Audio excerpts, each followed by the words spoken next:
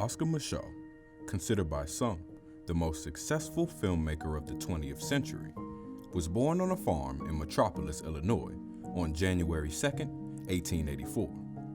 When Micheaux was 17 years old, he moved to Chicago to live with his older brother, who worked as a waiter. Micheaux became dissatisfied with what he viewed as his brother's way of living the good life. He went on to rent his own place and found work in the stockyards, which he found rather difficult. He went from the stockyards to the steel mills and ended up spending time moving from job to job. After being swindled out of $2 by an employment agency, Micheaux decided to become his own boss. His first business was the shoe shine stand, which he set up at a wealthy African-American barbershop away from Chicago competition. Here, Micheaux would learn the basic strategies of business and start to save money. He later became a Pullman porter on the major railroads, at that time considered prestigious employment for African Americans because it was relatively stable, well-paid, and secure, and it enabled travel and interaction with new people.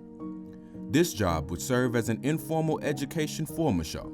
He profited financially and also gained contacts and knowledge about the world through traveling. By the time he left the position, Micheaux had seen much of the United States, had a couple $1,000s saved in his bank account, and had made a number of connections with wealthy white people who would help his future endeavors. Micheaux moved to Gregory County, South Dakota, where he bought land and worked as a homesteader. This experience would inspire his first novels and films.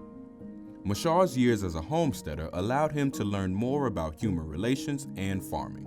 While farming, Micheaux decided to concentrate more on his writing, and in 1913, 1,000 copies of his first book, The Conquest, the story of a Negro pioneer, were printed. In 1918, his novel, The Homesteader, dedicated to Booker T. Washington, attracted the attention of George Johnson, the manager of the Lincoln Motion Picture Company in Los Angeles. Micheaux wanted to be directly involved in the adaptation of his book into a movie, but Johnson resisted and never produced a film. Instead, Micheaux founded his own company, the Micheaux Film and Book Company, located in Chicago.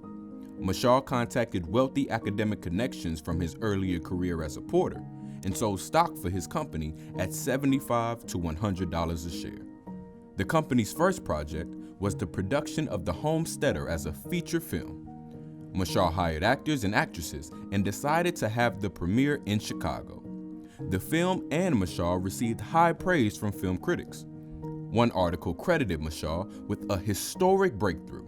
The Homesteader became known as Micheaux's breakout film and helped him become widely known as a writer and filmmaker. Micheaux would go on to have a major career as a film producer and director, producing over 40 films from 1919 to 1948, just a 29-year span. Micheaux's films drew audiences from around the U.S. as well as internationally. Micheaux's films were made during a time of great change in the African American community, and his themes did not shy away from his people. His films featured contemporary black life. He dealt with racial relationships between blacks and whites and the challenges for blacks when trying to achieve success within the larger society. His films were used to oppose and discuss the racial injustices that African Americans received.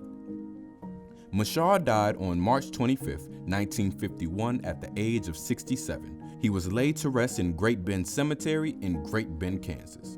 His gravestone reads a fitting title for this innovator: Pioneer Black Filmmaker and Author, Oscar Micheaux, a man ahead of his time.